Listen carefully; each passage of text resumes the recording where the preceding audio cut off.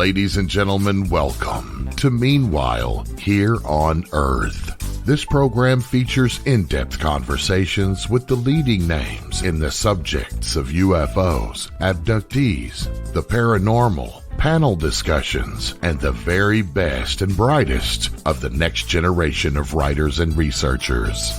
Meanwhile Here on Earth, the show breaking new ground in alternative talk with your intrepid host, veteran investigative writer and researcher, Peter Robbins.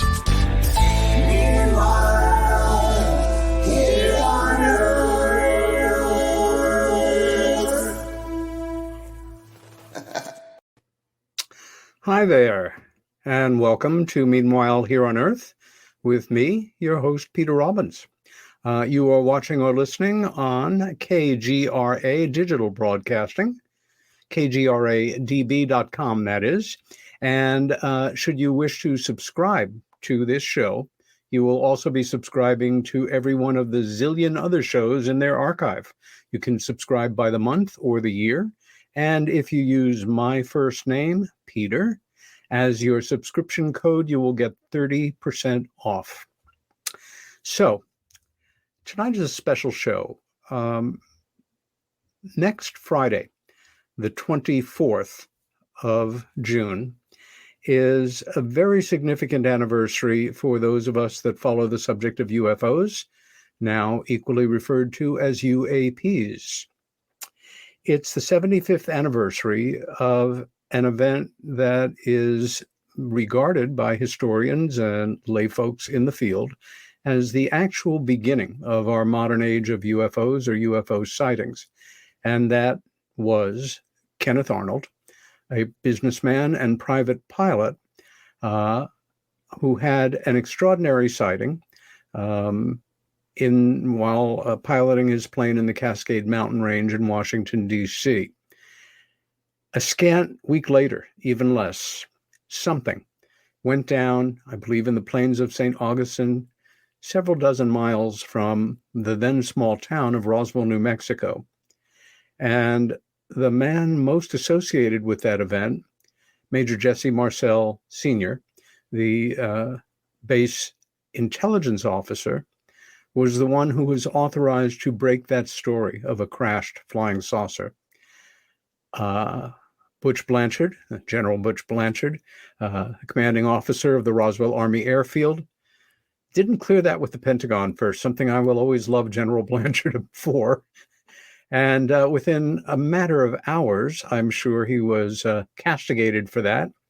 And although Marcel had posed with actual fragments that he had collected from the debris field of this unknown, he was forced to be photographed again, but with parts of a mogul weather balloon, possibly one of the most humiliating events in any person's life in the history of humanity. While, again, this event, and it's the 75th anniversary of both these events coming up this coming week, is regarded as UFO history, I beg to differ. And even that it is more than American history. This is a very important transition, a marking of a very special moment in the history of humanity, and nothing less. And tonight's two special guests come to us with very unique points of view on the events at hand and these two really towering figures in these two specific events that bookend the event that created the modern age of UFO sightings. We have, let me just go to the introductions. Shanelle Schanz is the granddaughter of Kenneth Arnold, the first pilot to have a first-hand UFO encounter, literally a transcendent sighting of 9 unidentified objects, this in the vicinity of Mount Rainier, while flying over the Cascade National Forest on June 24th, 1947. His home was in Boise, Idaho, where Shanelle grew up. She majored in philosophy while studying at the College of Western Idaho and received her pharmacy technician certificate from Clark College in Vancouver, Washington. She is a proud mother and wife, animal lover, and had her own UFO sighting while living in Portland, Oregon. Shanelle has empathy for the world, now more than ever in these troubling times. My other guest is Jesse Marcel III, grandson of Major Jesse Marcel. Jesse is a successful inventor, published author, and public speaker. The guiding love of the unknown, his guiding love of the unknown can be traced back to an unconventional childhood where space travel and the possibility of extrasolar life were bedtime stories. His visionary approach to the future is being applied to aerospace and medical technologies. Recently, he has joined Alien Allure, that's alienallure.com, to help sponsor higher education, STEM programs, and lend a helping hand to various charities. And with that, Shanelle, Jesse, welcome to Meanwhile Here on Earth. Hello, everybody. Hello, everyone. It's great to have you here. It's been a while. It has, Jesse. You and I have a history, Yes. as well as going back to my friendship with your dad, one of my favorite people ever, who, geez, it's like 9 years now since he passed. It's been a while. Yeah. And Shanelle, you and I have become good friends on Facebook, in part recognizing each other's dark and irreverent senses of humor. Yes. And it's one of the great things about the social network. And when I realized fairly early on who your grandfather was, you just became that much more interesting to me. And as we were coming toward this anniversary, I was thinking to myself, what can I do as a broadcast host to make this time special? Of course, I could have had on a whole slew of experts, and I'm very delighted to say in the second half of the show, we're going to be joined by one of the best minds in the history of UFO studies, Donald R. Schmitt. We'll get to his introduction later. But for now, although you both led very different childhoods, I'd like to go back and forth a bit. Shanelle, where were you born? I was born in Boise, Idaho, where my grandfather resided. So with my family, he was my mother's father, so we were close and we'd spent a lot of time together. And unfortunately, he passed away when I was 7 of colon cancer, but I think it was pneumonia that got him. It wasn't really the colon cancer, but before he died, he sat me down and told me some deep things. And I can only remember a couple things of what he said, of not to trust the government and to think for yourself. He was just so, at the end of his life, so disappointed with not getting an answer. Yeah. With the whole UFO phenomenon. And, now it's come out that they do exist. And, a lot of they've even said that astral projection's real. So, I think different dimensions has a lot to do with it too. Our family kind of believed that it was more of a spiritual thing of these UFOs and these aliens are coming from different dimensions. And at the end of his life, that's what he believed. It was the connection between the living and the dead. And a lot of our knowledge, it seems like, has been forgotten. Yes. Because, it seems like we had our education made us forget the truths of what really, life was. And my grandfather woke everyone up when he had his sighting. Because, there's been sightings all over the world. There's picture graphs on caves of aliens and UFOs. You bet. 10,000 years old. And so they've always been here. And, possibly, I kind of studied with the Hare Krishnas for a while, and they talked about atom bombs. And, supposedly, atom bombs were going off, but it was the alien technology, not ours, back in history. Anyway, I don't want to carry on. It's extraordinary what we can recall as children.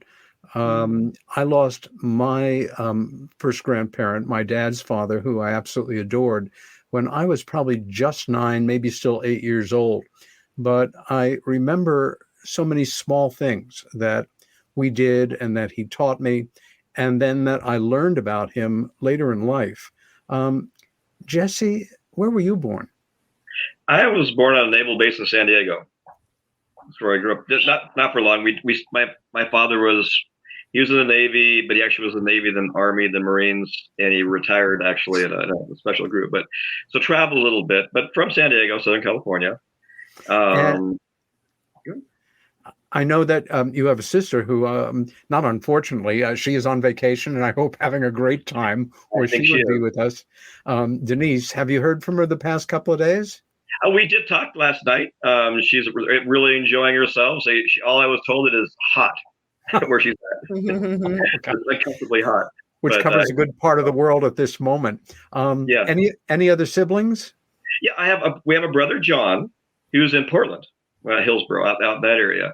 Cool. And yeah, so we all grew up with the story, and obviously the lineage and that kind of thing. But that it's the three of us. And then when my mother passed away when I was in seventh grade, my father remarried, had two more kids.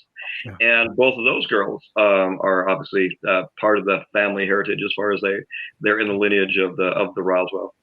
And your stepmother Linda is a friend of mine, and somebody who I hold in great esteem as well. Shanelle, any siblings in your family? I do. I have a brother who's younger than me, and he looks a lot like my grandfather. He hasn't really been a spokesperson for grandfather. I've always been the really proud, telling my second grade teacher who my grandfather was, like, always felt like it's been my destiny to carry on the legacy. Because anyhow, Cameron really, he just, never was a spokesperson, but he looks a lot like my grandfather. He does. Your grandfather's a very strikingly good looking guy. Yes, yeah. And I've, even found a Arnold relative just from being a spokesperson, and she lives in Eugene, and she looks like me. Like, the Arnold genes are strong. They're definitely strong genes. But just growing up with grandfather, I was just always so proud of him, and he was just like magical to me. And one thing I remember about him is all of his turquoise jewelry. He had turquoise rings and turquoise bow tie that he would wear. His grandmother was Sioux Indian from North Dakota. So, and it's funny, I have black gums, which is indigenous to indigenous people. But so we do have some, crazy lineage. If I just, like my husband's German, I have a little bit of German. My grandmother's from Norway. And then, just all the heritage we have. And my dad's Irish. So just such a collection of races. In other words, you're all American. All American. Yeah. I'm just, the Indian part is just, I'm proud of, because, that makes me feel like I live this land. My ancestors have been on this land for a long time, So. And because of the ridicule factor toward the subject of UFOs, flying saucers, unidentified flying discs, unidentified aerial phenomena, that only in the past few years has started to dissipate, our parents, grandparents, they grew up, as did many of our contemporaries, with this kind of twisted understanding that if you take the subject seriously, you're weird, you're strange, you're some kind of believer or mystic or con man or woman or lost soul or lonely or think it's going to make you famous, when of course this is not the way it is. I'm just fascinated by that aspect. And as the children of seminally famous people in this field, I'm going to ask you first, Jesse, when you were old enough to understand your grandfather's place in this, and was it something you shared with your friends? And if so, did you ever get any kind of teasing sort of feedback? Because, the flying saucer stuff? It was such, or I guess it became such commonplace in our family that eventually we had talked to our friends about it. But I honestly, I can't recall ever being ridiculed. Good. There's still, again, through social media, people that reach out and say, it was fun talking to you about this, all those years ago, whatever. But I think that I was of the generation that kind of missed I didn't have that ridicule put on me. I think my father was took more of a brunt of the, and my father is beyond reproach. I mean, what he said, you believed. It's that simple. He's not, and so people, if anybody was ridiculed, it was him, but not for Roswell. They try to find something ridiculous, like, oh, he's a motorcycle rider. Well, yeah, sometimes. He also a mountain climber. Oh, that makes him bad. Stuff just because you can't. Again, he was again an incredible voice in this whole, Yes. the whole Roswell epic story, and my grandfather too, of course. But no, back to your question. It's like, no, I really have never. I can't think of ever being ridiculed. Good. Once in a while, someone will walk up to me and they'll say, you're wrong. This is what happened. I said, well, maybe you're right. I'm not saying you're wrong, but but more than anything, it's been actually, like I said, I think I'm just that generation where people, they liked the idea of it. They wanted to question it, but they didn't ridicule it. They didn't think you're crazy or whatever. So for whatever reason, I grew up in the country in the middle of nowhere, kind of. So maybe that was part of it too. But no, it was never any issues. I love the fact that both of your grandfathers were motorcycle riders. Not that we can draw some generalization from that, however. Shanelle, do you remember anybody poking fun at you along the way because of your famous grandfather? No, when I moved to Portland, my mom had made this plaque dedicated to grandfather, and I moved it in with my stuff. My roommates thought it was really cool, but unfortunately, like, my mother grew up ridiculed in school pretty bad. Green Acres had come out, and there was Arnold the Pig, and so she got called Arnold the Pig just because everybody would thought that my grandfather was crazy. Yeah. So I mean, and that really hurt her. And I have nothing bad ever happened to me. Totally skipped a generation. Unfortunately, a lot of people we're the grandchildren. So I mean, there's generations back that this happened, and people have forgotten or don't know about it. And at the speech I made, I wrote in college to do at UFO festival. There's a festival in honor of my grandfather, which I think is really cool, the Flying Saucer Party. And I got to do my speech there.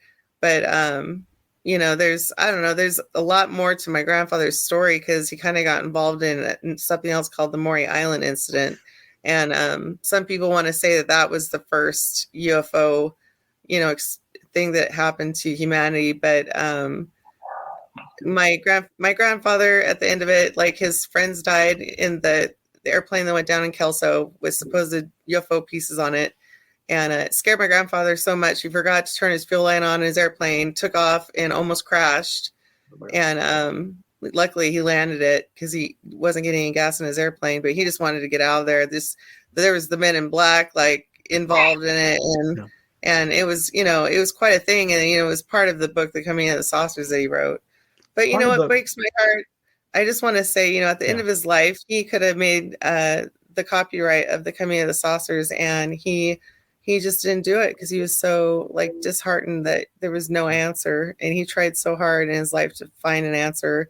He had a friend send in reel to reel of a UFO in the sky, and he sent it in the government. He's like, explain this. And they sent it back to him, and he cut it out and said, there's nothing there, And my friend, and then just recently I showed you that picture. My friend had a UFO sighting, and he's a professional photographer.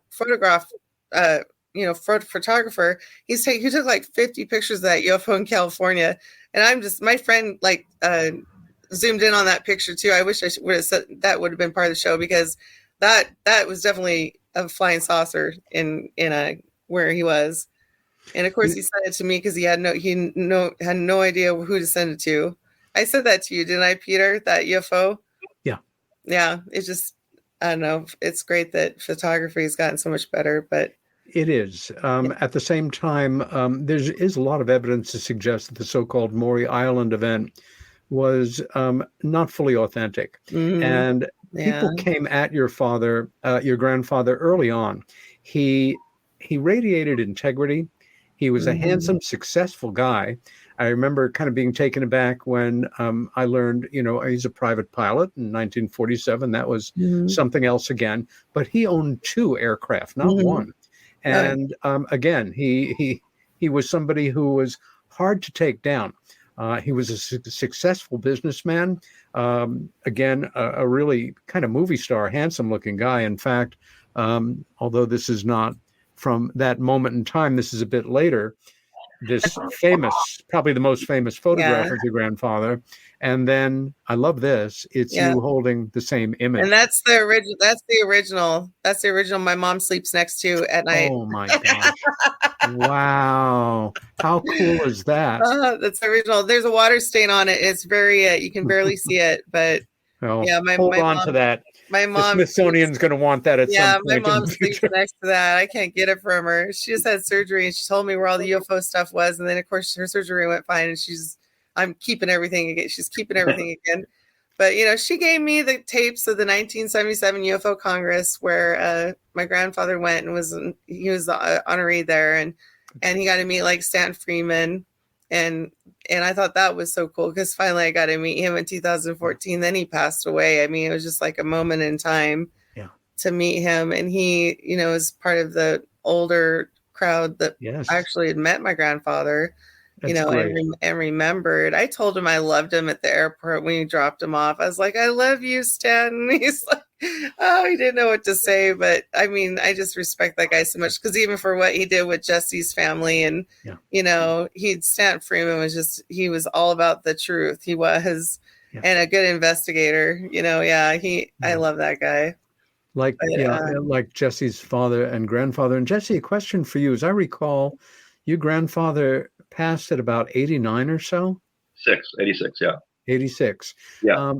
How old were you when he died? Yeah, I was, I think about a sophomore in high school, so that would have put me, gotta think about this for a second.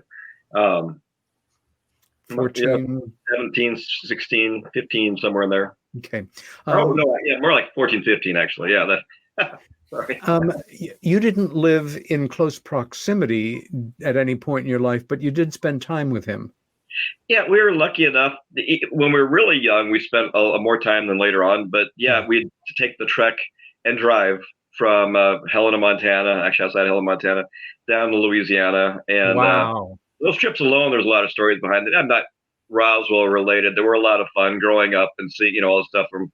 But yeah, so we did that a few of the summers, and then later on, we all went down. Lynn and my dad, and then the kids went down, and I got a fair amount of I don't know, some personal time with my grandfather. All of us did, and he was a very enjoyable person. He was very how do you call it, interesting, very. I'm trying the word. He was very intelligent, but he could explain things to you on a simple level that would make sense. And I think that's kind of where my father got it from. Excuse me. Yes. He was back before I was alive. He was a TV and radio repairman, and that's what in that time I was told. Linda shared a story with me one time, and I remember. I think my father's part of that, where they'd actually take rafts up and down the bayous. And he'd pull up on the bayou and help, fix a TV or something like that. And that's kind of how he started out. But again, very humble man, and obviously it was through those were the beginnings. He ended up by doing he was actually working with maps. Is kind of where he started out, and then from maps with Shell Oil. He was there. Then he went into coming up in the Second World War, and then he. Ended up by going to intelligence school. Yeah. And go ahead. As we go on, in our conversations off the air, one of the things that you really got me thinking about is the events in your grandfather's life that kind of put the steel in his back, that prepared him on a certain level to deal with what he ultimately had to deal with, which was a level of condescension, ridicule, rejection, slings and arrows. And I was remembering that I think it's toward the end of one of my favorite Dickens novels is either Great Expectations, but the line is, the best steel goes through the hottest fire. And your grandfather was a fighter pilot during World War II who was shot down, captured by the Germans, and spent time in prison camp. I'm going to get to that in a bit, but my question for you right now, and it's sort of a double question, and then we'll get back to some of your thoughts, Shanelle, is do you remember about how old you were the first time you really got what the implications were of this massive story that your grandfather had been involved in? And then for me, I loved your dad. I mean, he radiated integrity like his father, I imagine. He is incredibly down to earth. He is extremely knowledgeable.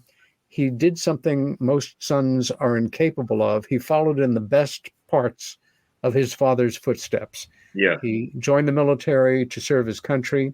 He became a physician, ended up his professional life as a flight surgeon in Iraq at like 70 years old. 72. And yeah, he was the oldest full-bird colonel out there. Yeah, it's crazy. But his account, and he told it many times in his life, and it never changed. It was absolutely rock solid. And it's the kind of stuff that for a lot of us, that dreams are made of. Mm-hmm. That moment where he's awakened by his father at some point in the night, sound asleep, and asked to come down to the kitchen. And there's this box, this cardboard box and pieces laid out that your grandfather had collected in the debris field, and getting an idea as a boy what these were. Of course, a few days later, intelligence, MPs come to knock, everything's confiscated, including his special piece, and the rest is history and legend. But do you remember the first time, how old you were, and how this hit you, that this was really part of your family's life? I don't know if I can even imagine it, and I have a very good imagination. I think it probably started more when I was 8 or 9 years old. But what's funny is that this is me, but it's like, the story, and interesting, and it's not, children are full of wonderment. You're not as stuck in societal, whatever, believe about this or that, and the other. Yeah. And the idea that there's life in the universe outside off Earth. It's like, well, this makes sense. And my dad introduced me to 2001: A Space Odyssey, and that was my incubation into science fiction anyway.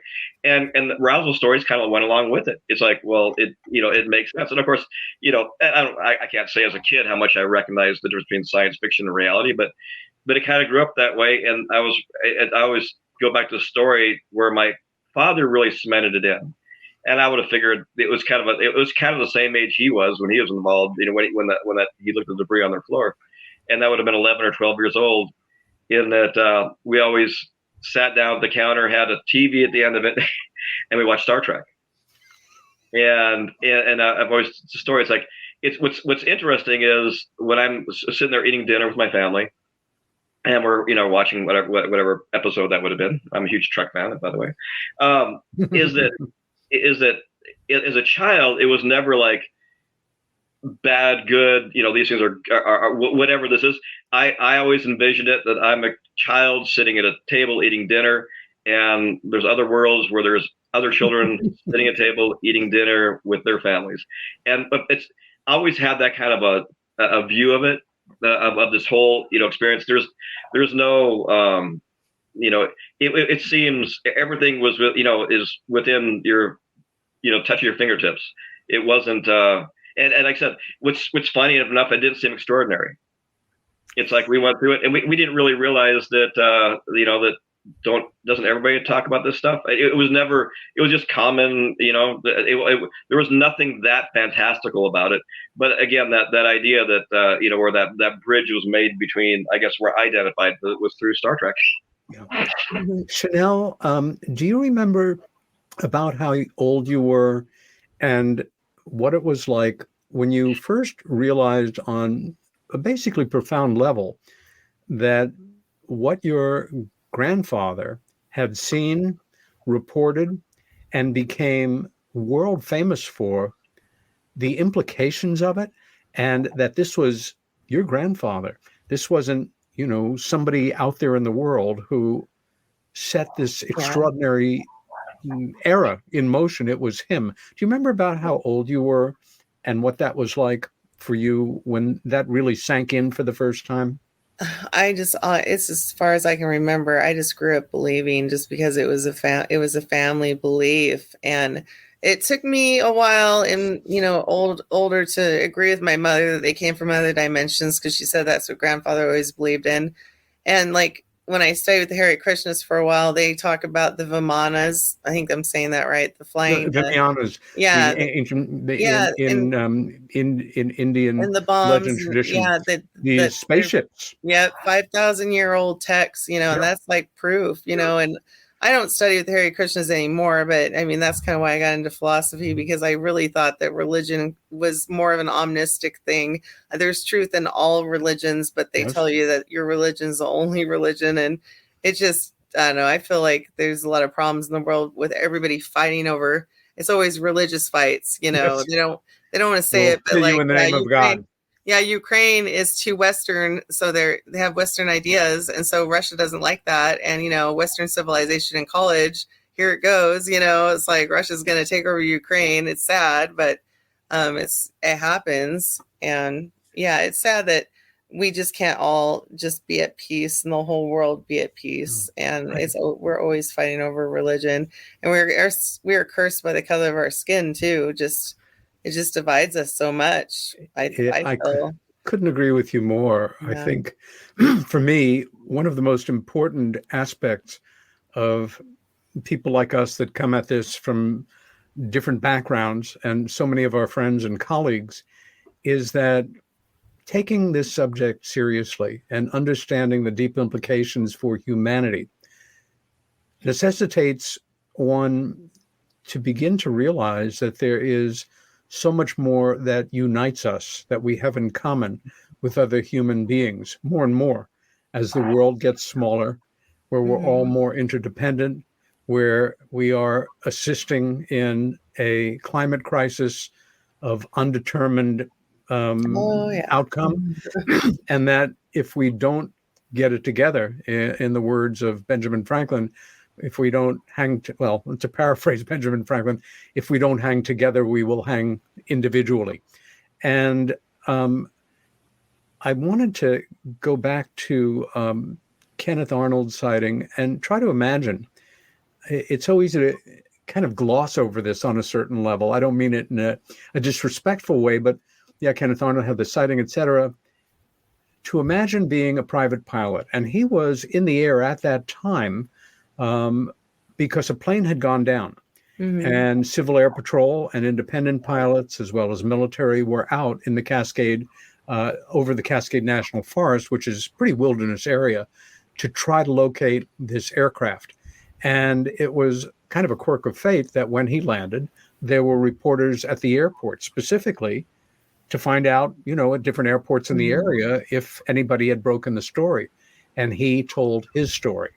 And good, bad, or indifferent, when a reporter asked him to describe what their movement was like, it was to the effect of, like stones or skimming over the water, like a saucer skimming over the water. And that unfortunate phrase of flying saucers.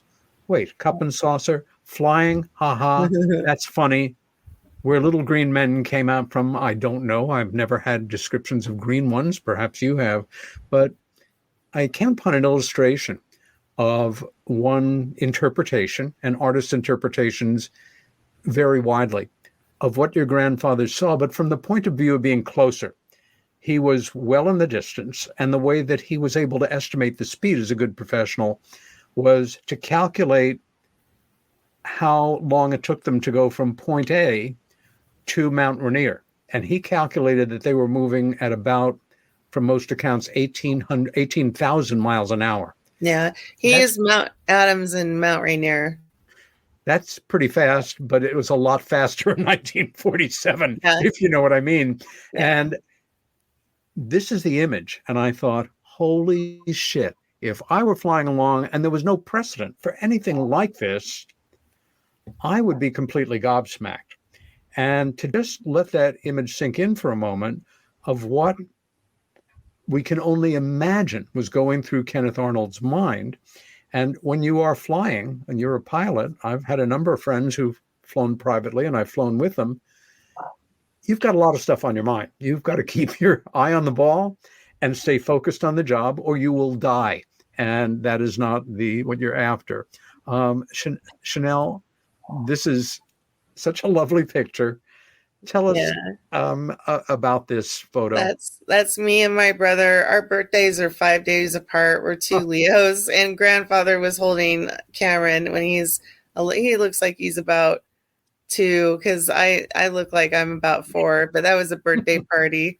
But yeah, that was grandfather, and he does have one of his turquoise bow ties on, but you can barely see it. It seems like, but that was a good memory of him. I have it framed and have it up in my house. It's beautiful. Jesse, you shared a few pictures with me, which we'll get to shortly.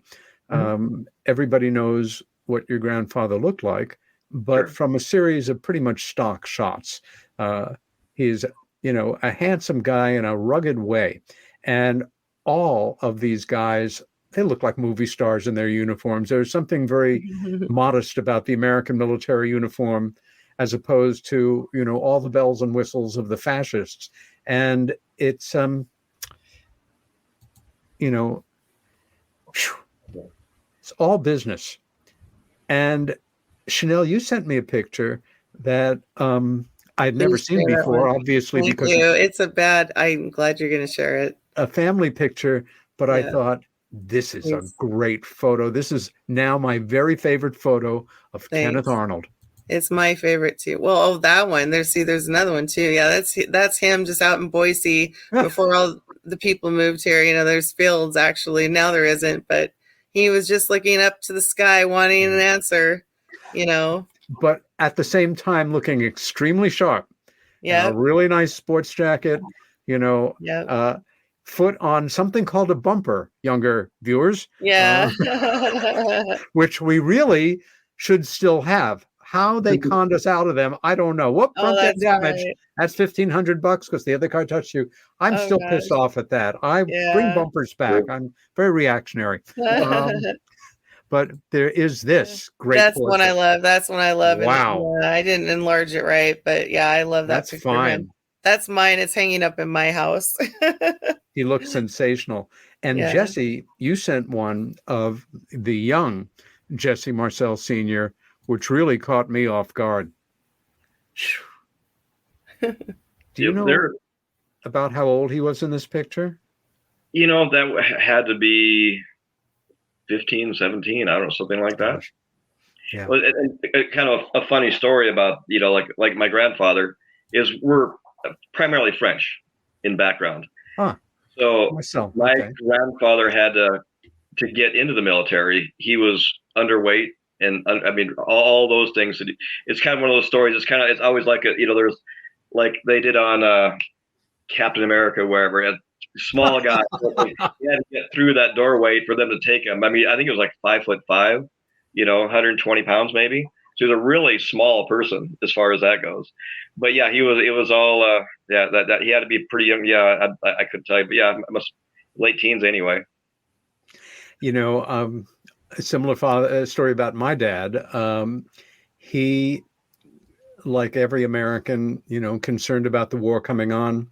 His parents were European Jews, and he was a member of the YMHA, Young Men's Hebrew Association, and their main branch is in New York City, not surprisingly, and it's on 92nd Street. The 92nd Street Y has gone on to become an internationally recognized cultural venue.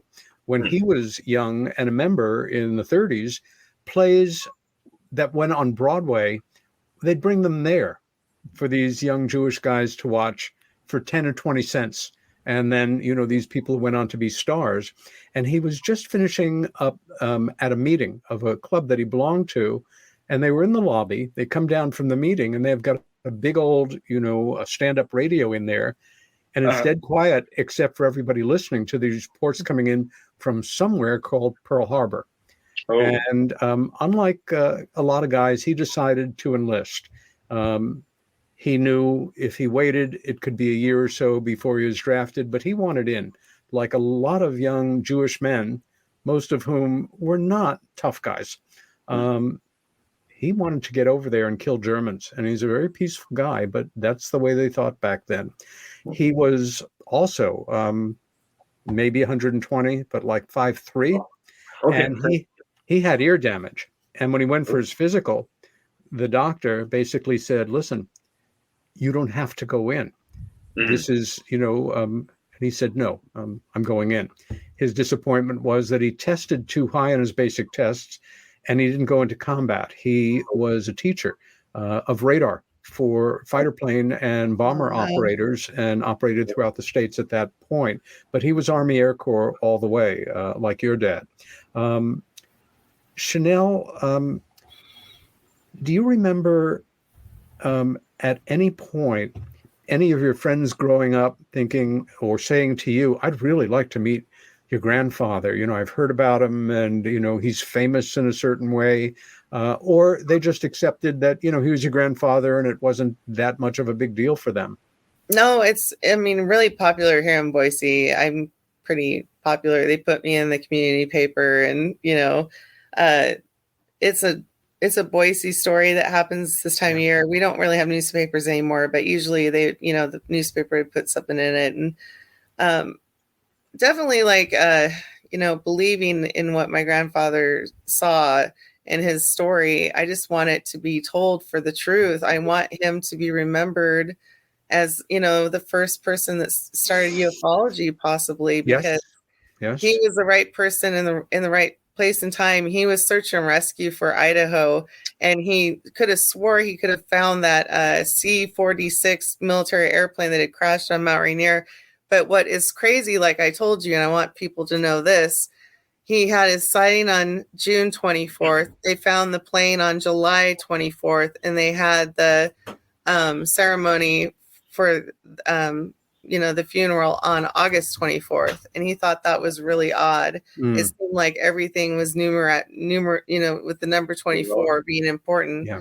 But that always, kind of puzzled him. And, and he just was overwhelmed with all the attention he got. He got letters from all over the world. I mean, he was told that he was the prophet for the end of the world, all sorts of crazy stuff. Yes. I mean, and still like crazy times we live in, but his story was also, how can I say, used. Your father was a man who, again, integrity, grandfather, honesty, and, never wavered like the Marcels from his account. A very famous American publisher, writer, kind of almost cult figure in a way in the world of science fiction, Ray Palmer, who published a very popular science fiction magazine. Your father got involved with him, and it didn't really turn out terribly well. Can you tell us a little bit about that? He kind of felt sorry for Ray Palmer because he was a hunchback, and but he still thought he was interesting because of the magazine he put out, Fate, and he kept everything true. But I do want to say one point before I forget.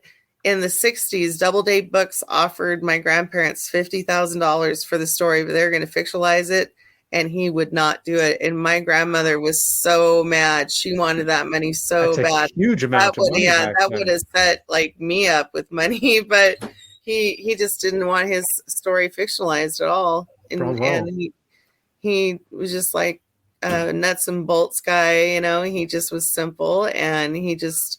It just was beyond him. It was always a transcendent experience. He had a sighting near Mount Shasta as well in California. And it always seems to be near these volcanoes. And they could be, I don't know. I just feel like with all the ancient aliens I've watched, it's their portals for these flying saucers. And they come from other dimensions because light years to travel takes too much time. Or they found a way to do what we think is impossible. Yep, or travel, it's just travel. The whole travel thing blows my mind. It's like, how are they getting here?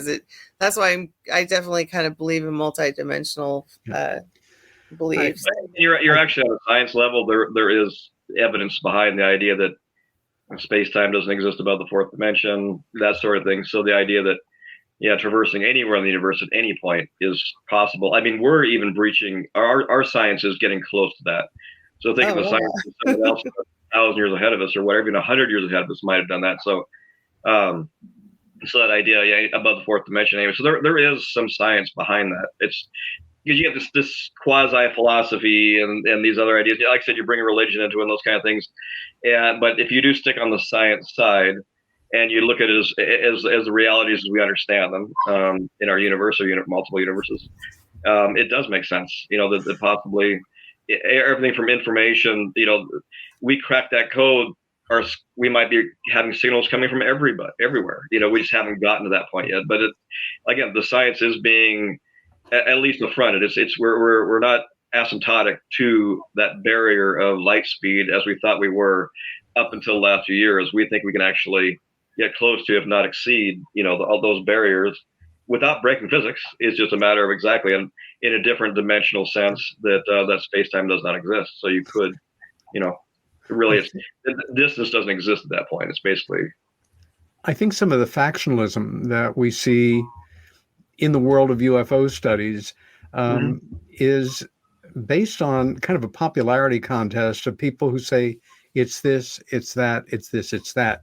I repeated this parable a number of times, but the story about the 6 blind men and the elephant, all trying to explain to each other what the elephant is, when one has the trunk, the other has a leg, the other's holding an ear, the other's got the tail, the other's got the tusk, the other's patting the thing on the side.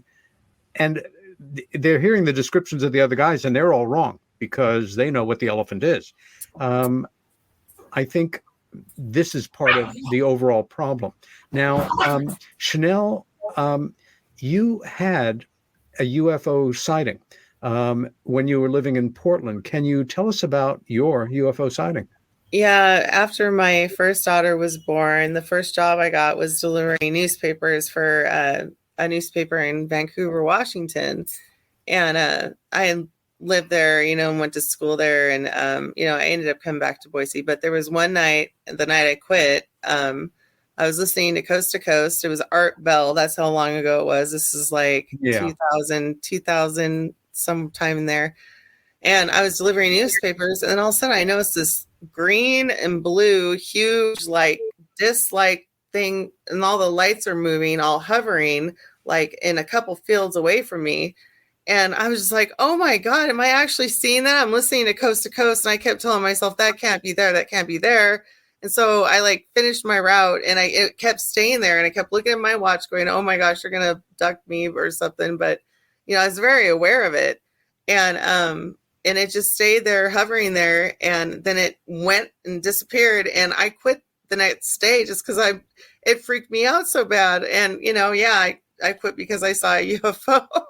But it was quite the experience. And it felt like they knew that I was there.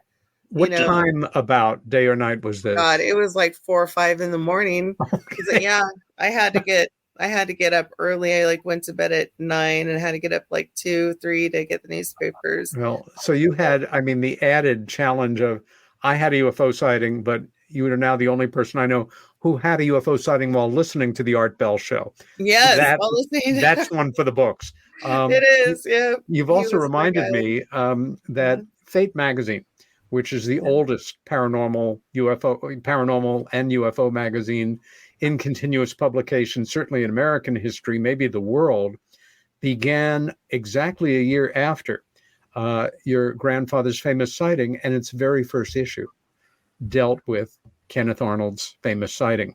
Jesse, have you ever had a UFO sighting? Yeah, I and my brother, we were young, we were grade schoolers, probably maybe middle school, somewhere around there. My son, my brother's 2 years younger than me, and my father, and we were just out of Helen, Montana. There wasn't a lot out there about that time. Driving down one of the country roads, and we noticed what looked like a white sliver kind of coming across the view of the car, and it came and just sat there. And then we thought, well, that's interesting, you know. And then we ended up by stopping the car. We got out and took a look at it, and it just sat there and perfectly silent. You know, nothing. Just looked like again the typical idea of what a UFO might look like from the side, just a little disc sitting out there. And we sat and watched it for like maybe 5 minutes, and then it went straight up and was gone. And so it was kind of a nice experience with my father, and we all think, yeah, well, at the very least, it was an unidentified flying object. You know, but yeah, no, it was definitely an experience. And again, I think the same thing as Shanelle. You grow up with this stuff. It's not like, oh my gosh, it's like, wow, that's really neat. You know, it's like, yeah, you know, it's like. So it's all that, you know, like, again, being kind of indoctrinated since you're a child, and definitely growing up in that idea is that it wasn't really a question of what it was. Yes. My grandfather absolutely knew what it was, and he was one of those people that knew enough, you know, about what was going on technologically and et cetera, that when he said something like it's not made by us, not made by human hands, there's some significance to that. He's not, you know, he has a background to be able to say something like that. 2 pictures of your grandfather I'd like to share, Jesse. This is the one, or one of the ones, that most people know best. And Sure. It's one that every time I look at it really pisses me off. I just try to get behind his eyes every once in a while, can't do it, Sure. and try to understand. I mean, the few days before, the implications of what he had been wrestling with, the scene that Mac Brazel had walked him into in that huge property and that huge debris field, and knowing how real this crash was, and knowing from the properties of the metal, just holding a piece, this was not, you know, aluminum, and, you know, the mystery metal, that kind of thing. And then being forced to pose here, knowing that this photo was going to go out on the wire services, not just around the country, but around the world. Oh, yeah. Although we'll talk about it in the second half of the show, some things that really inspired me that you shared with me about your grandfather and his general attitude toward the end of his life about all this stuff and how he took it.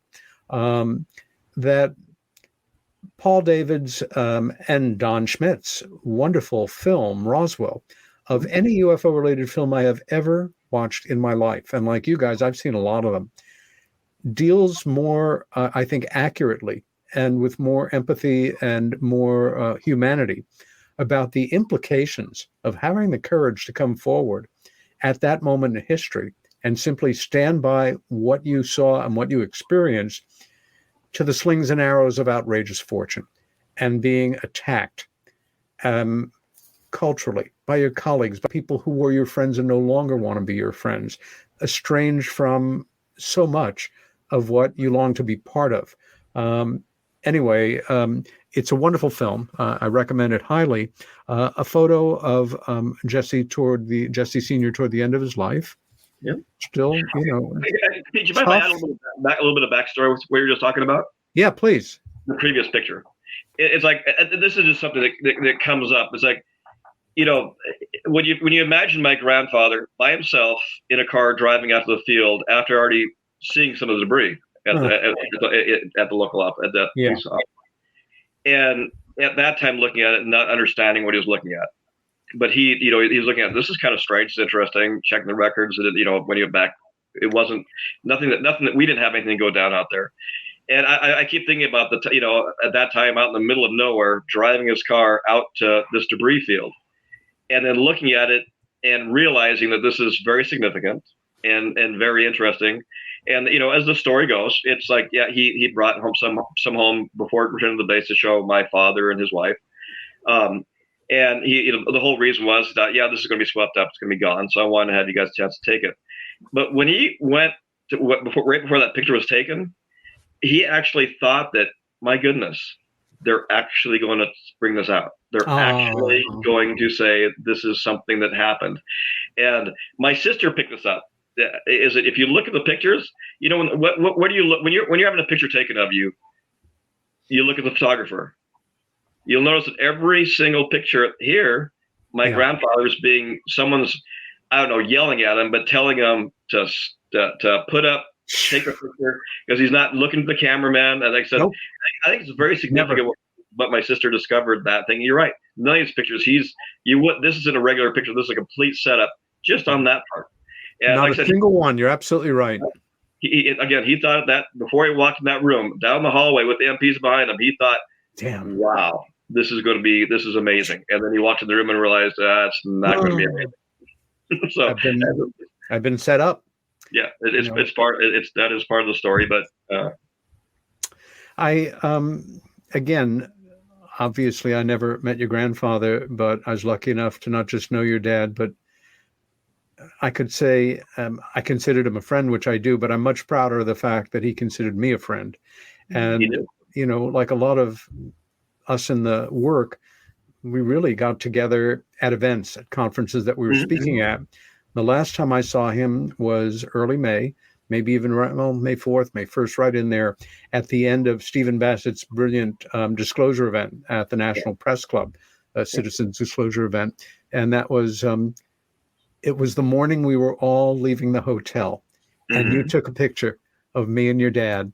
Yeah. And he passed some months later, but it's always one of my all-time favorite photos with any of the colleagues that I know, or I've had the honor of meeting over these years. And there was nobody like him. And, we all hold him in our hearts and our memory. And right now, believe it or not, we have blown through our first hour. This is Peter Robbins with my special guests, Shanelle Schanz and Jesse Marcel. And we will be returning in less than 4 minutes with our next guest, Donald R. Schmitt. Stay with us.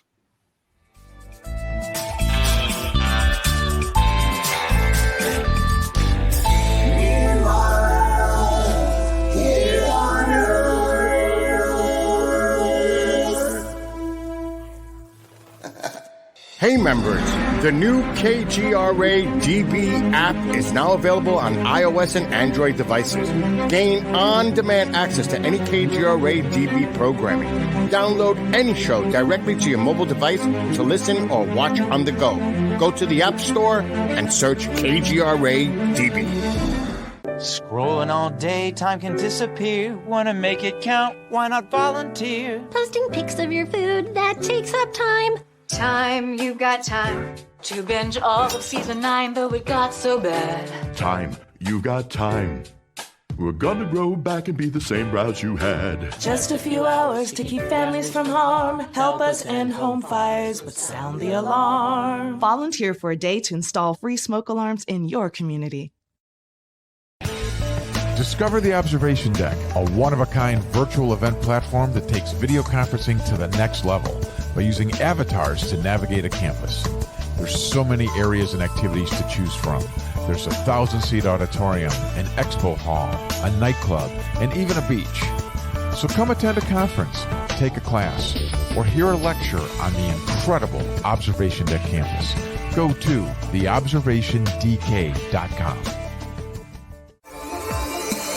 You're listening to the KGRA Digital Broadcasting Network. We provide unparalleled coverage of trending news in the world of ufology, cryptozoology, and paranormal phenomenon. Whether you're watching our video live stream or listening to one of our audio programs, you are getting the best from world-renowned researchers and hosts, guiding you through topics the mainstream won't touch. Miss one of your favorite programs? No problem. Head over to the members area at kgradb.com for access to our massive library of award-winning content. Make contact, stay connected, only at kgradb.com.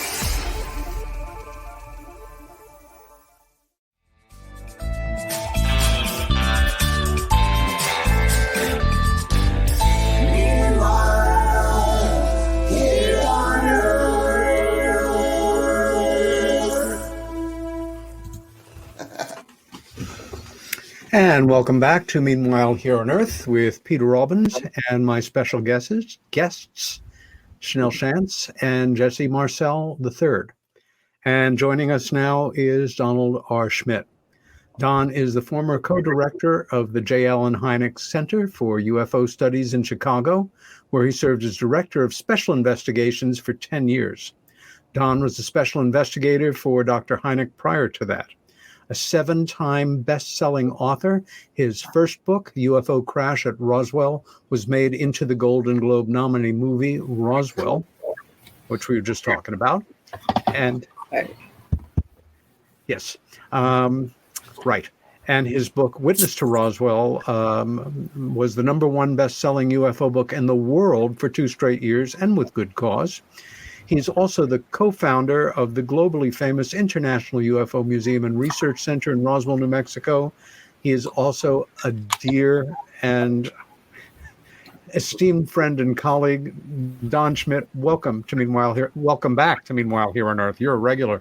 Thank you, Peter, and certainly I share the same esteem. So it's great to be back, and I'm happy that both Shanelle and my dear friend Jess has remained on the program. So I hope we can squeeze it all in the next hour.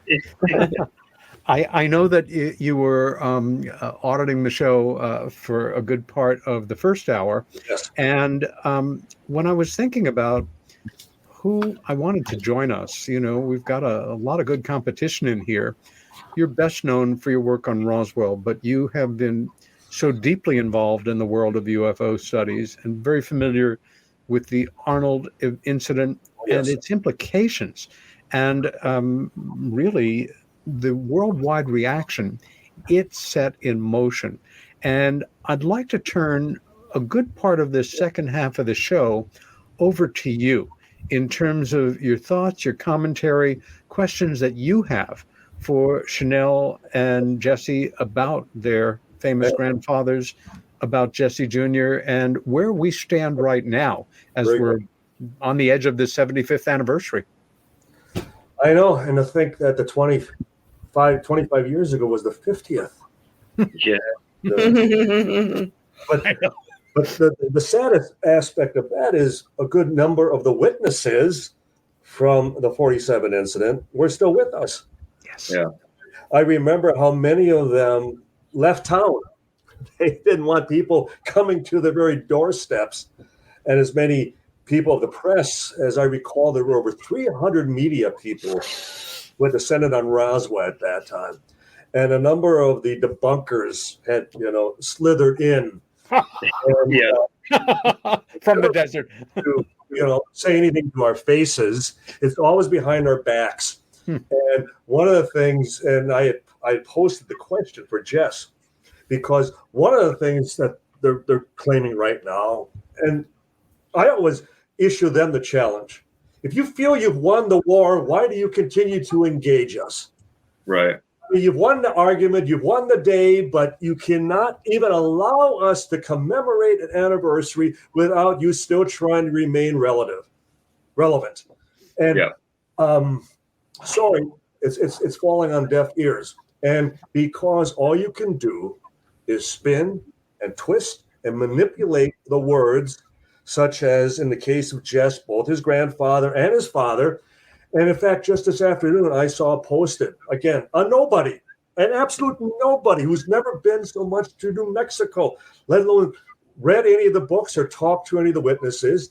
He's talking about how Jess's grandfather always described the material as rubber and foil and sticks and string and tape.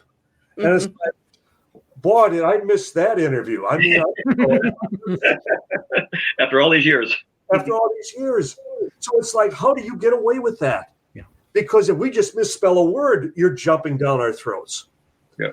So then he also claims that one of their ilks, one of their kind, was in Roswell knocking on doors.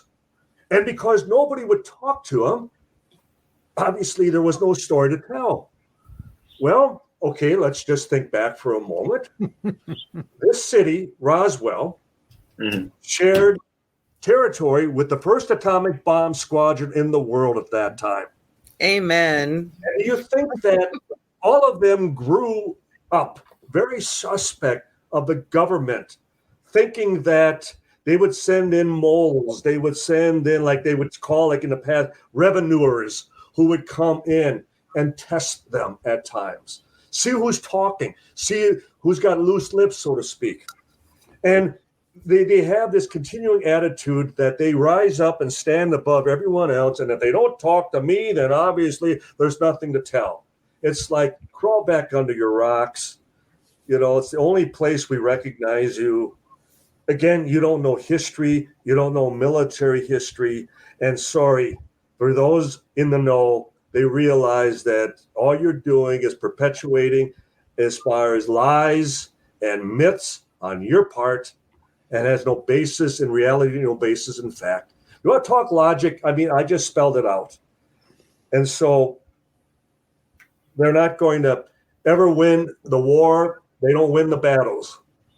And I love the fact, like Jess's dad, when he told us that at the time it was Major James McAndrew who first wrote up the Project Mogul report, and then he wrote up the anthropomorphic wooden crash dummy, Roswell case closed. And the way he was calling your dad constantly, Jess, like, what's it going to take to convince you that all you saw was was painted on it? I mean, you got a force, you know, an actual witness to reverse course, to change their story. That's how, you know, we get to the bottom of this. And I'll never forget the way your dad was so proud. And it was like, well, first of all, Sonny, I outrank you. So a little respect for an officer. And then secondly, you're never going to change my mind. You're never going to convince me as far as otherwise what I saw, what I held in my own hands. And the point being that McAndrew had to finally concede when he finally said, well, then I guess we'll never know what you held in your hands in your family kitchen on that night back in 1947. Again, end of argument. You conceded. And I would also suggest, why does the military, in this particular case, select someone in the reserves? At the time, McAndrew was a mere captain. Why did they select someone in the reserves? And he then comes up with the Mogul explanation, which he actually got from the late Robert Todd and the late Carl Flock. Two skeptics. And debunkers. Yeah. They're not skeptics. They're debunkers. You're absolutely correct, Peter. And so, as I just stated to the media before the first congressional hearings a few weeks ago, the Pentagon never sends anyone up the Capitol Hill who may accidentally tell the truth. And the same would apply to James McAndrew. He becomes an authority on Project Mogul, on anthropomorphic crash dummies. He certainly has not had any access to any reality concerning the 1947 incident. So he can't slip. He can't make a mistake. He can't speak out of turn.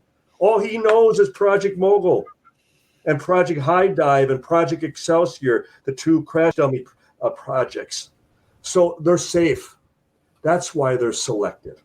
And to me, that demonstrates that they're starting with a false premise to begin with. Yes. Instead of someone who actually may have access to the truth, it's like somebody who has absolutely zero connection to the reality of what transpired for the very incident they're investigating. And so it's a non-qualifier. It just sorry. Right. It doesn't work on us. Doesn't work on us. Don, what do you think about kind of the timing historically? We have come to the summer of 1947. America is very much, in many respects, the place we wish it was now. Mm-hmm. We had helped the European allies to defeat fascism in Europe and in Asia. We had done something that I don't think had ever been done before in history. Instituted what was called the Marshall Plan after General and then Secretary of State Marshall, whereby we actually not only assisted our former enemies in rebuilding We rebuilt them. their infrastructure and their societies, but in building democracies. Precisely. And look at the legacy of it. When was the last time Japan or Germany declared war on anybody? My God, look at the cities of Hiroshima and Nagasaki right now. Yeah. They look like the World's Fair. Yeah. That's And us. We did that.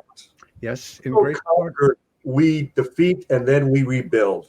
I'm sorry, And that is our legacy in this I country. always thought it was just and I think it was a coincidence. I believe in coincidences as well as there are certain things that are so off the charts that they seem either predestined or fate or into a realm of more exotic thinking. But the summer of 1947, an article was published in Foreign Affairs magazine by a political thinker, somebody who went on to become a very important force in American policy, who went by the pseudonym in the article of X, and the article was called On Containment. And it theorized, here we were at this moment. George Kennan, by the way, was the author's name, who went on to advise, I think, a record-breaking 9 presidents. He lived to be over 100. And he postulated that here we were, having just ended a hot war, facing the force that we knew would be our new enemy, and possibly an even deadlier enemy, because they were sooner or later going to have the atomic bomb, the Soviet Union. And that perhaps, rather than engaging in another hot war, we could contain them within the area that they'd expanded to by the end of the war and create like an iron curtain. And instead of having a hot war, a shooting war, have a war of attrition or a Cold War. Right. Truman basically made it policy and we moved forward. What I'm saying here is that the Cold War began at the same moment as our modern age of UFO, our era, which they were used, well, they still are. Look over here, not over here. And that we had a week, maybe less. Do you, of all the people I know, can you zone in on the day that you feel the crash occurred? For me, it's always a few days play, but it's within a week. And we have this moment in time where history completely changes, although not fully acknowledged, God knows, at the time. But the Arnold sightings, the Roswell crash, bang, we're off on a new trajectory, and we're into the Cold War. I first wanted to mention to Shanelle, one of the things that UFO historians, and personally I believe Dr. Bruce Maccabee has done definitive work. He's great.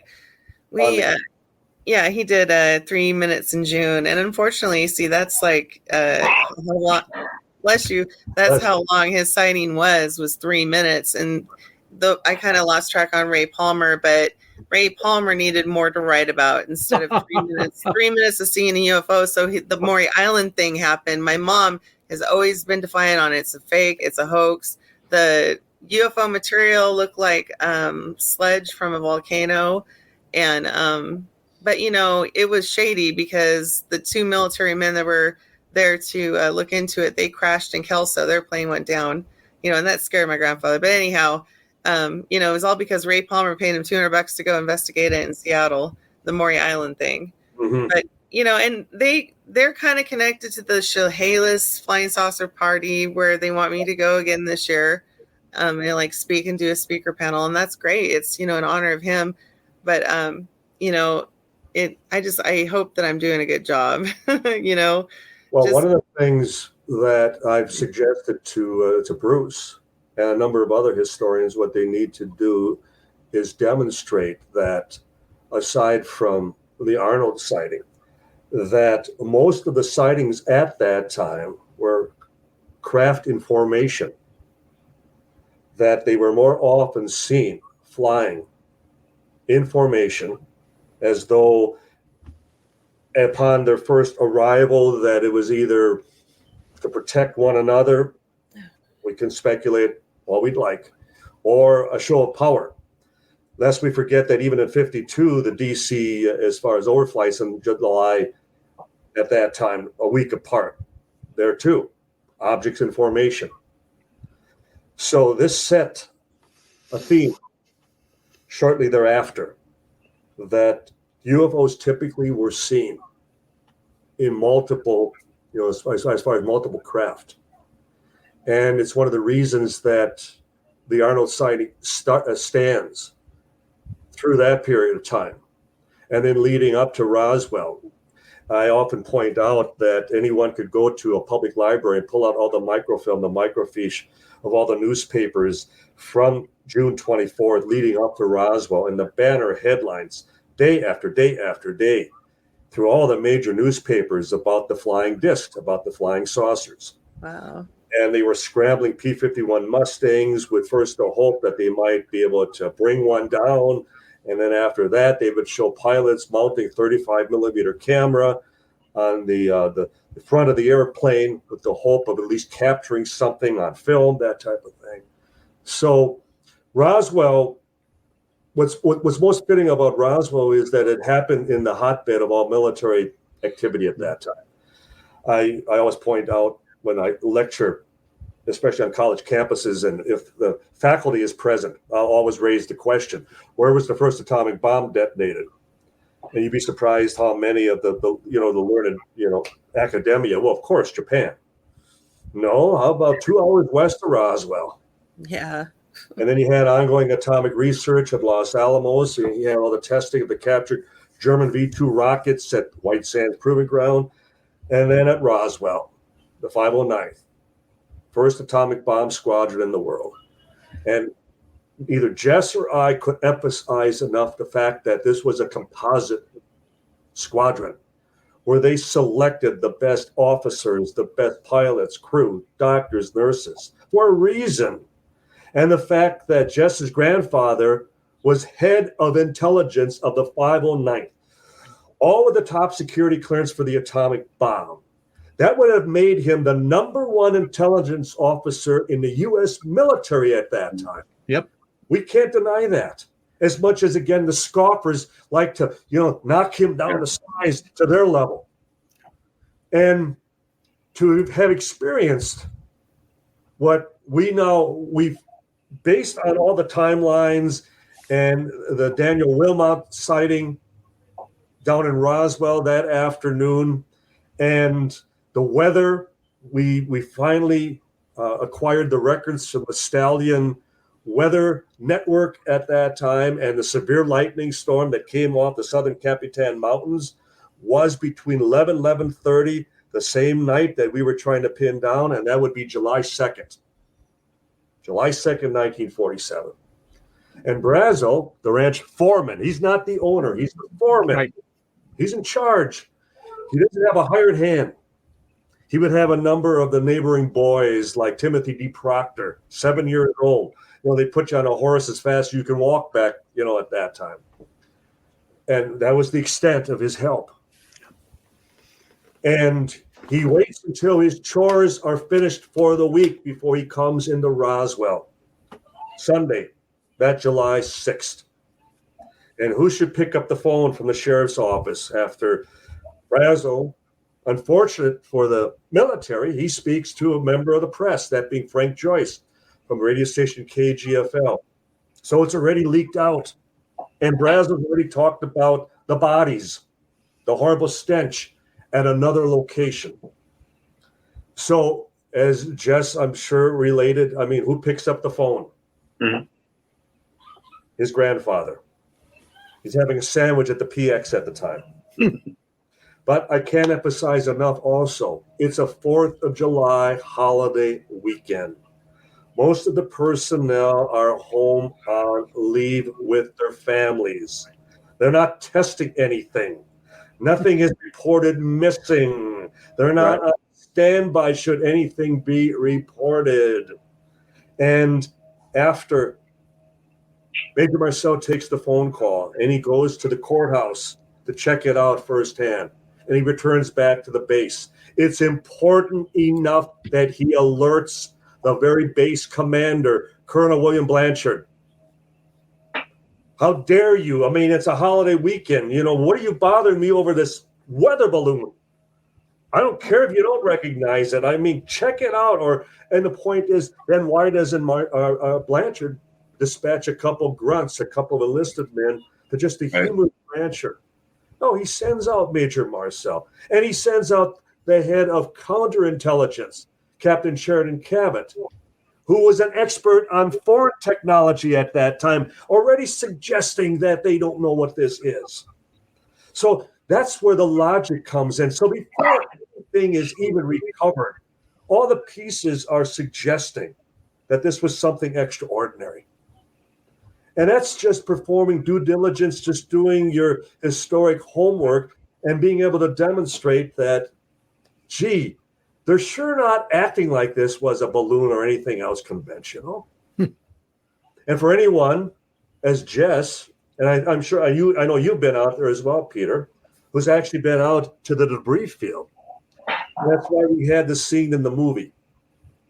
Because, again, these scoffers, they demonstrate their ignorance, their naivety. Once you're out there, and if you've ever flown over the areas I have in helicopter and plane, once you're airborne, you can see for 50 miles. It's totally unobscured. If they were missing anything, they would have found it before the rancher, before Brazo even did. They weren't looking for anything, and the point being, if it wasn't ours, then whose was it? No one is able to put a mobile balloon out there. No one. There are no witnesses to it being a balloon of any sort, and there certainly aren't any witnesses to it being a wooden crash dummy, because that project didn't even originate till 1952. Yeah, a little bit off here. That really is adding. It would be funny if it wasn't so insanely insulting, infuriatingly so. So, and Don, my father probably talked to you about this too. Is that back to a few minutes ago, leading up to the crash, there were a lot of lights going through town over the city, yes, where people were pulling. Like my father specifically said, where some nuns had pulled some kids off the street because it was scaring them, whatever. So I'm just kind of going back to what you said about coming in multiple numbers, but there was a number of sightings that led before the crash right in Roswell.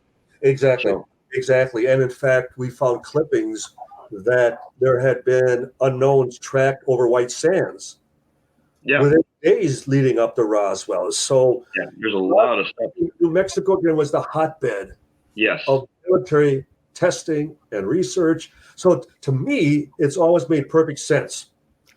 The first thing you check out is your military potential. Do they have a bigger stick than you do?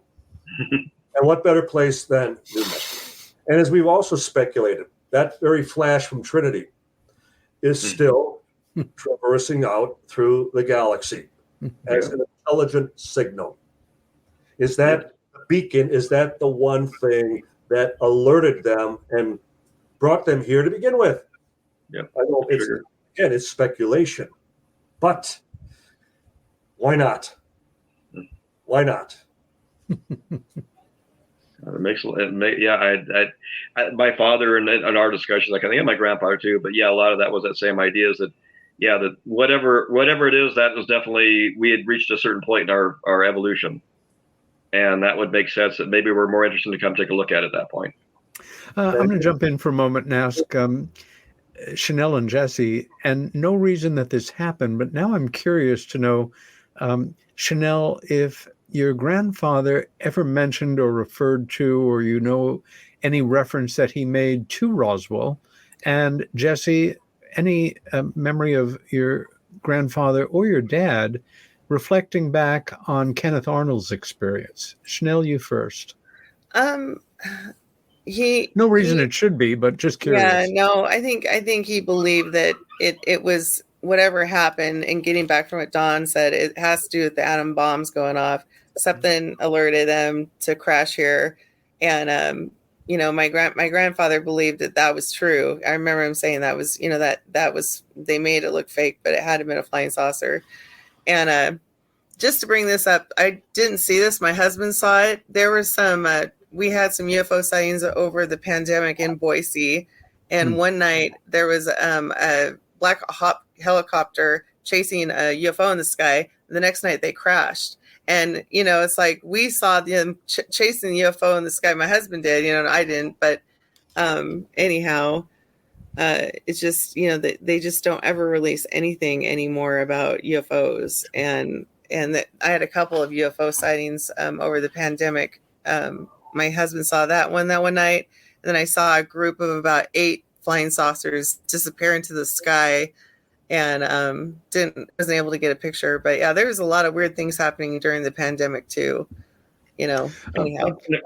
Jesse, there's interesting how I'm sorry, go ahead, Pete. Oh, there's an interesting correlation because my father, when my grandfather brought the debris home for them in the kitchen, you know, laying it, she was pre-positioned on the floor and that kind of thing. And my grandfather, when they're putting it back in the box, suggested it was part of a flying saucer.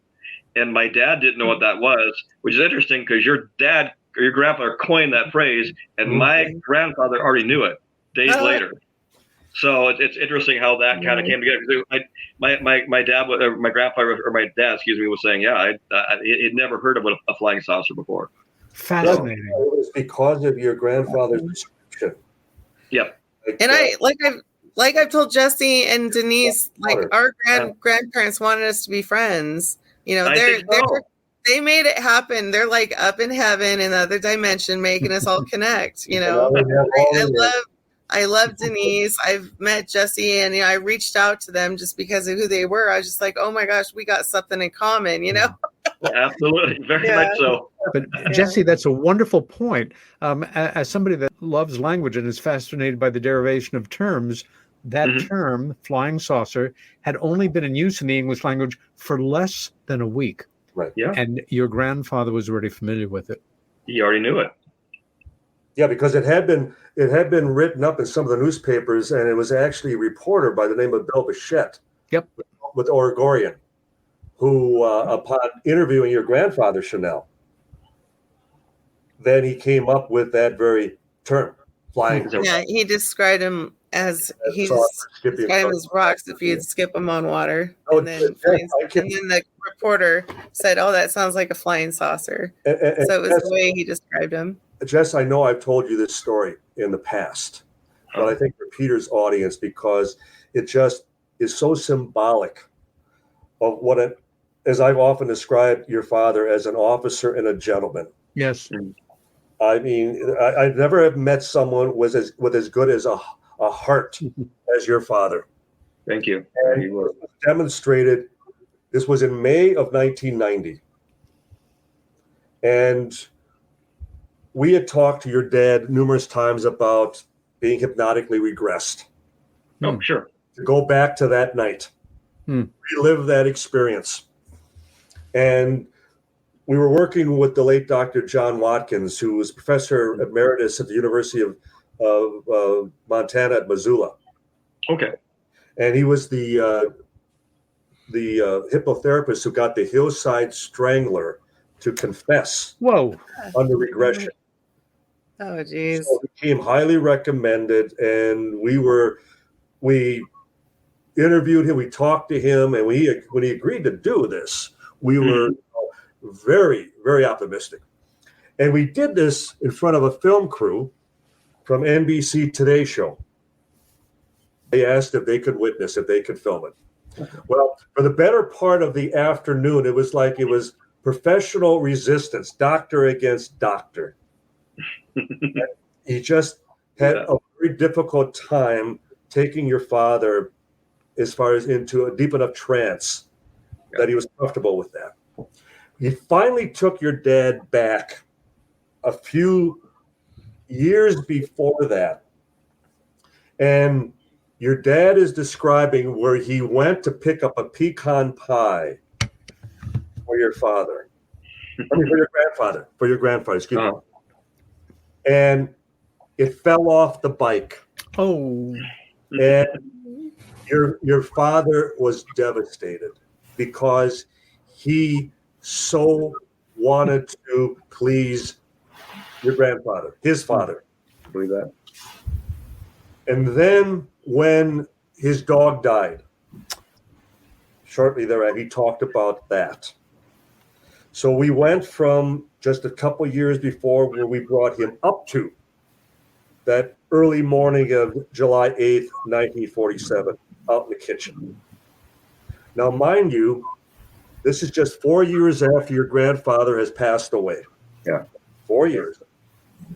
Now, your father is describing how the conversation back and forth was flying saucer, pieces of a flying saucer. And Dr. Watkins was impressed with the fact that Kevin Randall and I were handing him questions back and forth.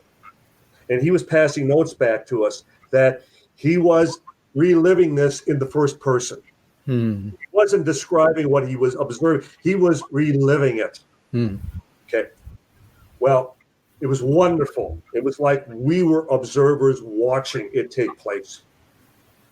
Well, then when he brought him back, when he brought him out of the trance, and your father opens his eyes and he looks from one side of the room to the other. And we never even anticipated this. But your dad started to go, Dad? Oh, and no. like, oh my God. And the tears started streaming to us as like, oh my God, he's just lost his dad all over again. Yeah. And, the power of regressive hypnosis. Yes.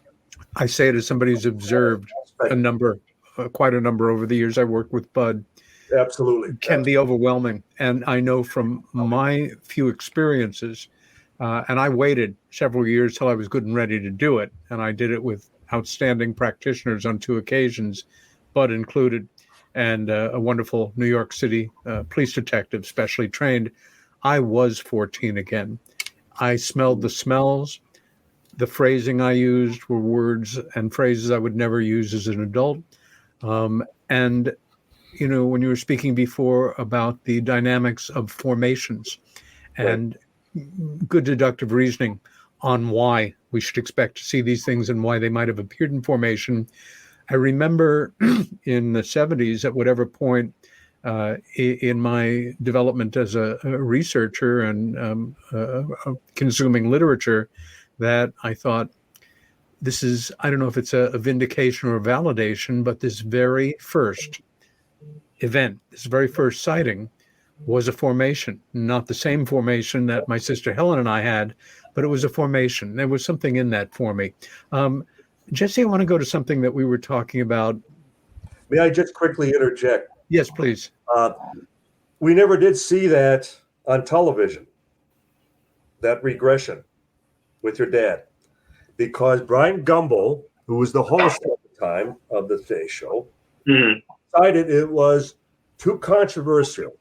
And they nixed it. Yeah. So within days, we asked for a copy. We at least wanted the film. Oh, we already filmed over that. Whoa! Yeah, right. Again, it was like, even back in 1990, it was like, okay, so this is the game you're going to play with us. Okay. So right. And Don, but we're going to anticipate this from now on.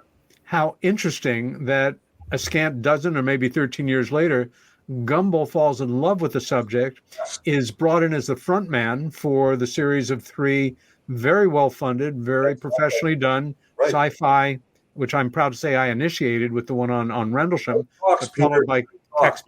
Well, he did well. All of a sudden, well, not all of a sudden, years later, Gumbel, who was a very effective frontman for those documentaries, has gone through something of a transformation. Except he kept pronouncing Roswell as Roswell. Well, I was told by locals it should be pronounced Roswool, like from a sheep. But then I've heard other locals say, no, that's not correct.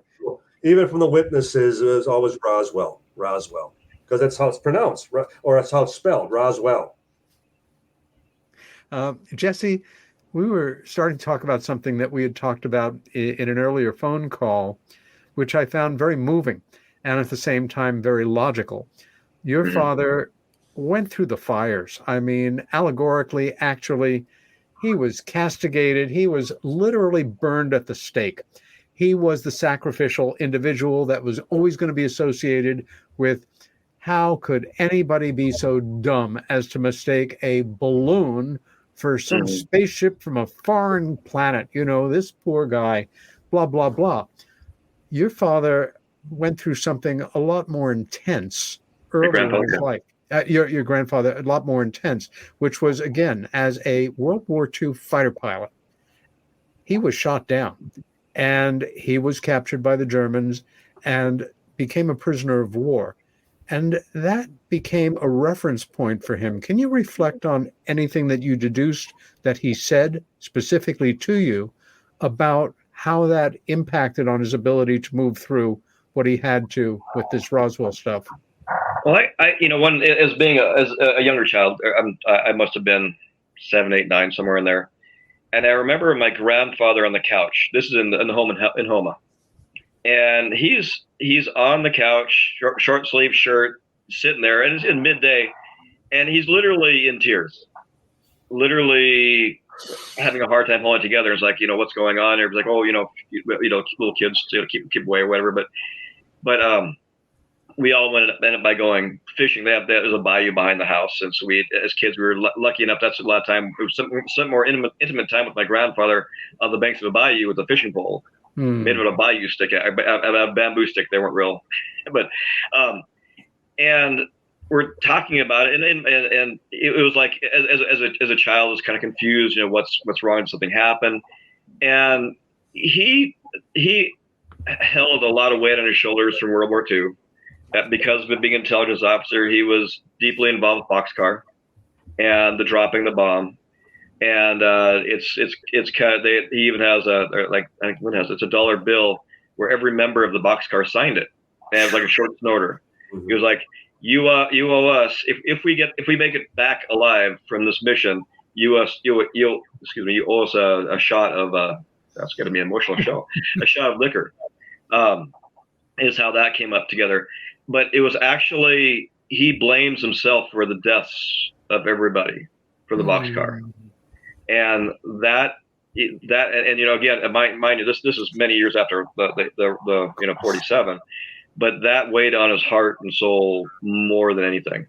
It made him, it's like I said, it was that as far as what was really pressured his life, it was definitely the Second World War, above and beyond anything. Yeah. You also said that toward the end of his life, his attitude was surprisingly positive about all this stuff and the implications. Can you just share a little bit about that relative to the way that we talked about it the other night? Absolutely. Honestly, nearing the end, and I think before then too, he thought that, what is the chances that of anybody that walks on this earth was lucky enough to be there, to handle this debris and that kind of thing. So he really looked, and like I said, it might not have been continuous throughout his life. I don't know about that. Sure. But in the end, he was actually thought that he was lucky. He was, like, I remember right, it's like being at the right place at the right time. Out of anywhere, and not to mention, this could have happened anywhere on Earth, but it just happened to be in his back door, just right out of Roswell. So he actually thought he was very lucky to have been part of that historical event. He really thought, it's like it kind of put him in touch with something much bigger, that kind of thing. So definitely, and I think it really had a little bit of the same impact on my father. But it was definitely not, oh, I wish I would have never been part of that. It was, no, he was proud of it. And, and we've all, us kids have always said the same thing. It's like, they always, with us kids, it was always like, this is something that's not from here. Yeah. And I'm not sure there's a lot of details in there, but the big thing is they never changed our story. And they never, it was always straightforward. My dad's story publicly was very specific, actually even privately, very, very specific. He held to it the whole life. My grandfather, the whole thing is like they embraced it, and they, and they're same thing as they're like they're looking for that truth. They're looking for the government to acknowledge that it was real. Yes. I never quite understood that aspect of the whole thing. I thought, well, it's true. Whether your government acknowledges it, it's like, okay. But my father really wanted our government to acknowledge it before he passed, and unfortunately that didn't happen. But of course. Thank you for that. And Shanelle, how would you compare that to your grandfather's attitude and perspective toward the end of his life? Yeah, he did this one interview for an English company, and you can find it on YouTube. And he didn't really like how they portrayed him, and that was his last interview, unfortunately. But he just felt like the government was always covering it up, always lying about it, and he felt like it was his mission to find the answers. And he just it was so transcendent to him. It was technology that even a foreign government couldn't have with the world the way it was. It was just way advanced. But he believed it was spiritual. Every experience he had seeing flying saucers was spiritual for him. And he believed the connection between the living and the dead. And that's just like our family belief,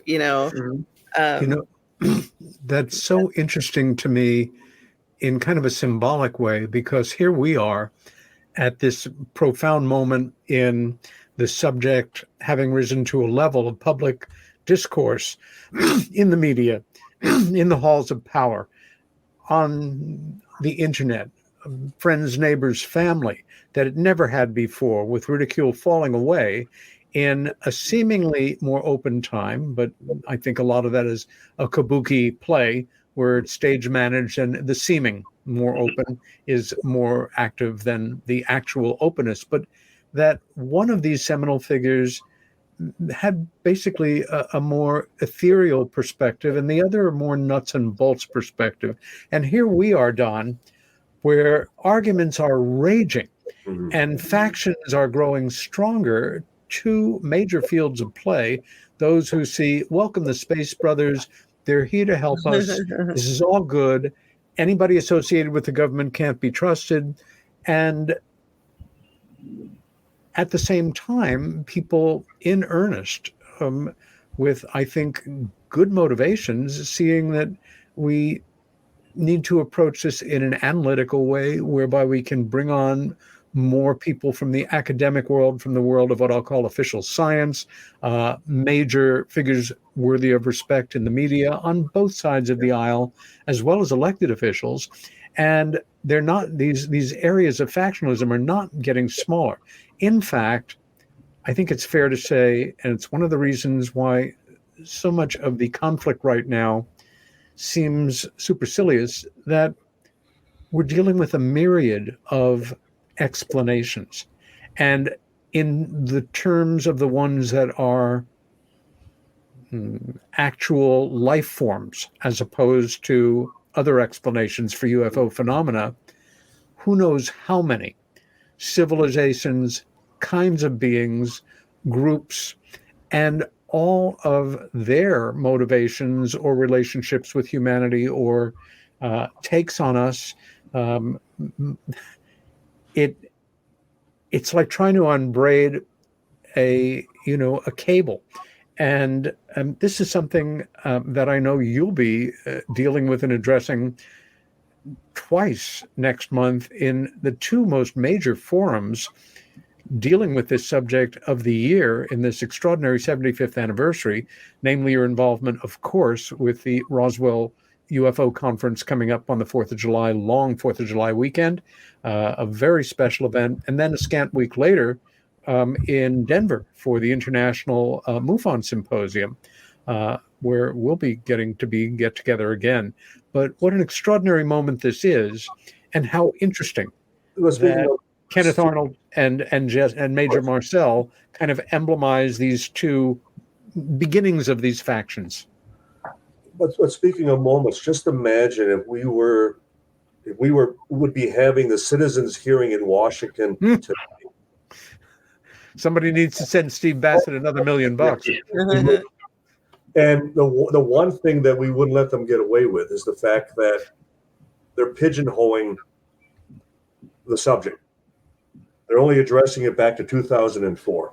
Oh, yeah. They realize that we were all the way back to the 40s, when the sky was still very virgin, still very pristine.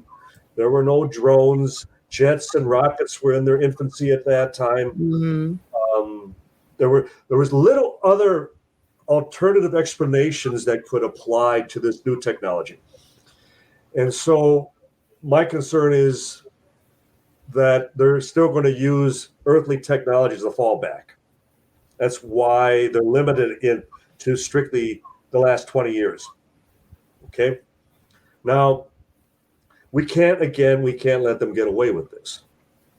And the problem is, presently, the typical spokespeople for the subject know nothing of the history.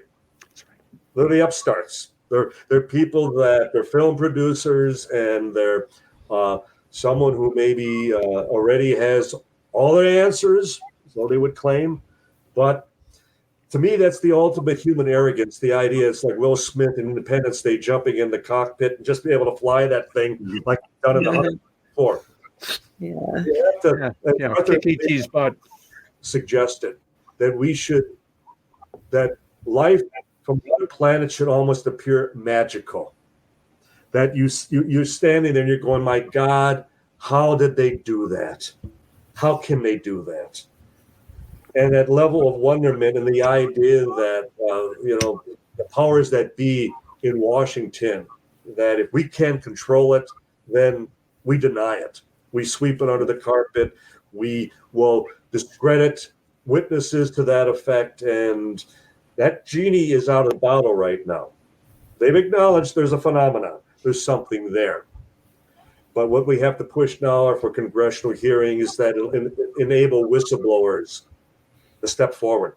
Can you imagine Jess's dad, his grandfather, if he were still alive, having had the opportunity to testify in Washington? Yes. Yeah. Now, I may not be able to show you a piece, but I can tell you where it went.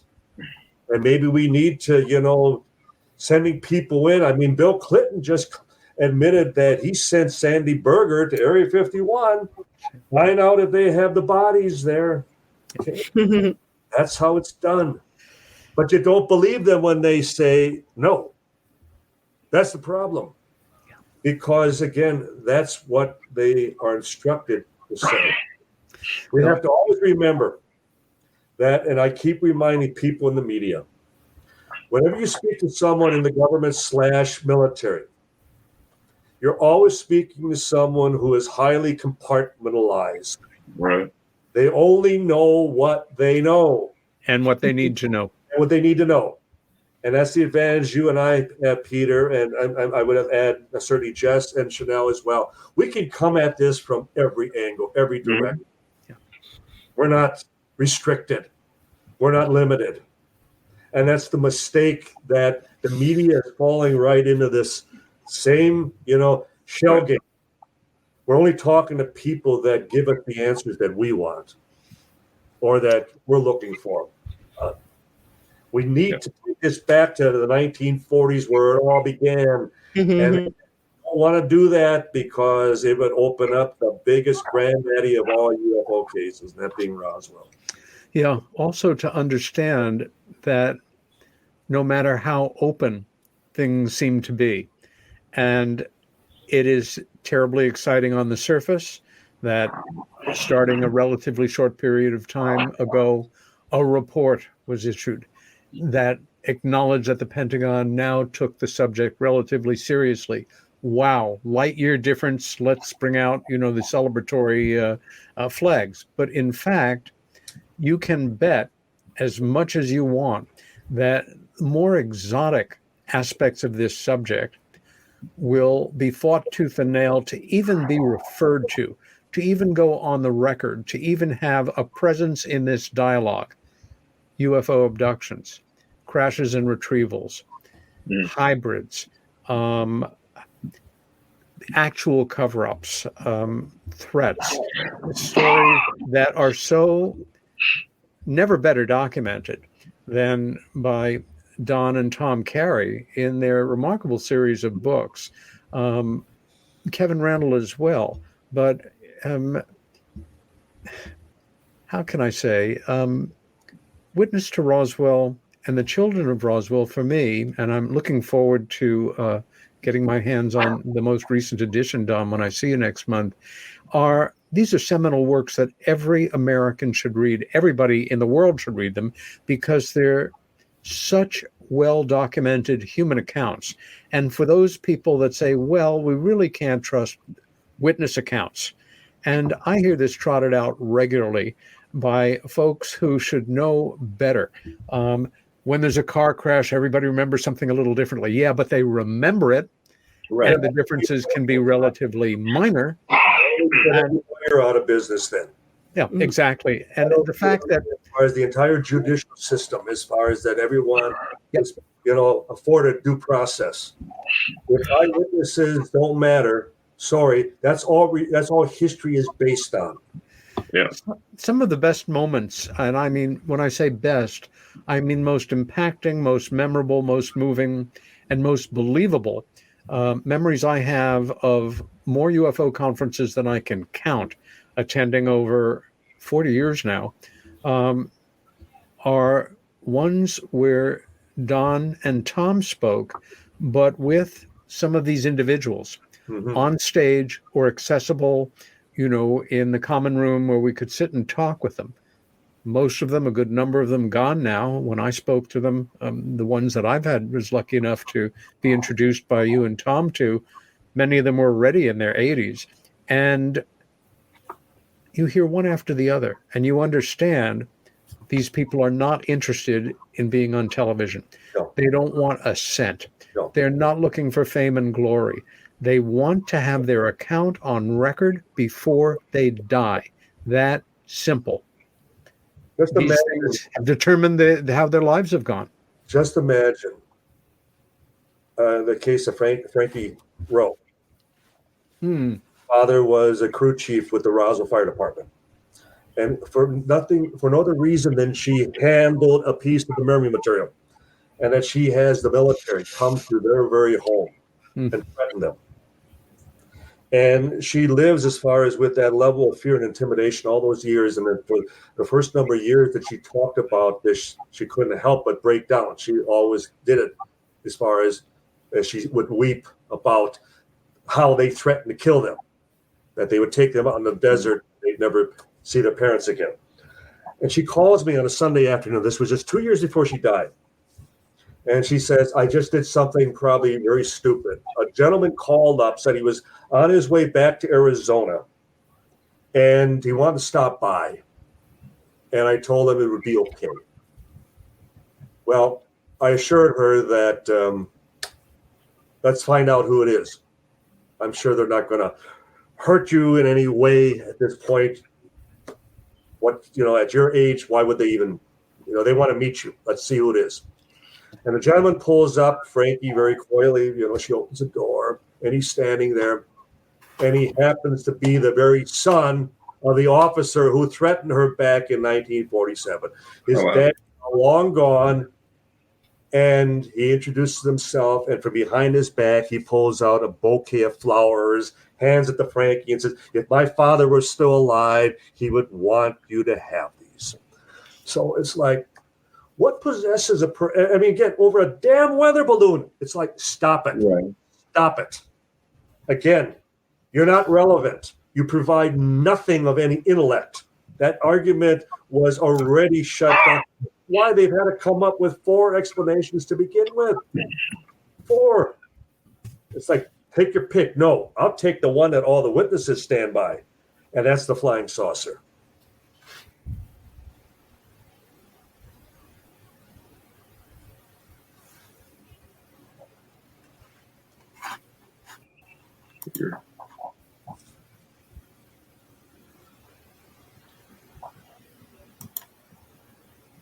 Peter, I lost your audio.